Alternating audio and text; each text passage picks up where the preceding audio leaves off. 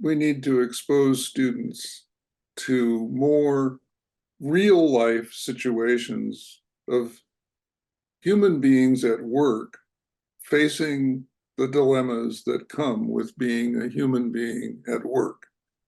Um, the young people these days have maybe had some kinds of work experiences, but none of them have, for example, had the kind of experience that a physician I talked to a few weeks ago has had.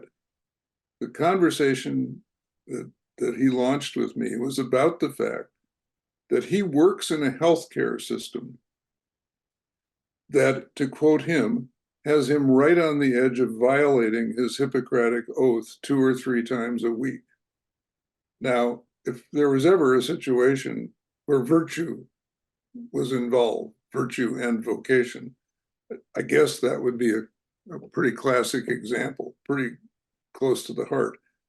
And there's no work role in the world that I can think of that doesn't have its equivalent to that moment of wondering whether you're going to slip down the slope, the slippery slope, and violate your Hippocratic oath. Teachers have a silent oath, at least good teachers do, to students in our K through 12 system. But think for a moment about what they're required to do to measure up to the political metrics that make their enterprise viable, that make their careers viable. I reckon that there's a lot of stuff you'd have to violate in order to serve students well. I can't imagine being a teacher in Florida, for example, and not being able to teach the truth about race in the United States, not being able to raise issues of personal sexual orientation and gender identity, and not feel I'm doing my students a profound disservice by leaving out this dimension of their education, of their growth as human beings.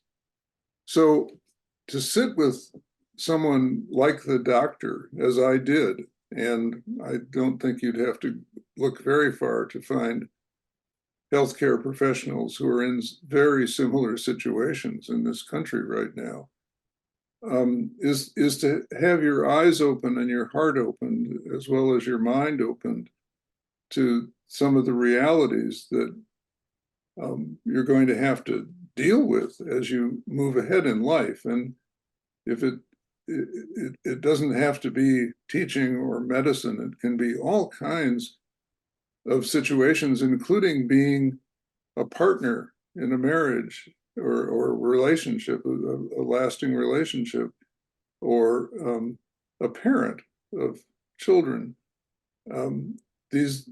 The virtues get called upon all the time, and there, in a way, I'm recommending the old case study method, but let's make the case as real as possible. Yep. By bringing in a person who's wrestling with this issue in real time and giving students an opportunity to be in dialogue with the real thing.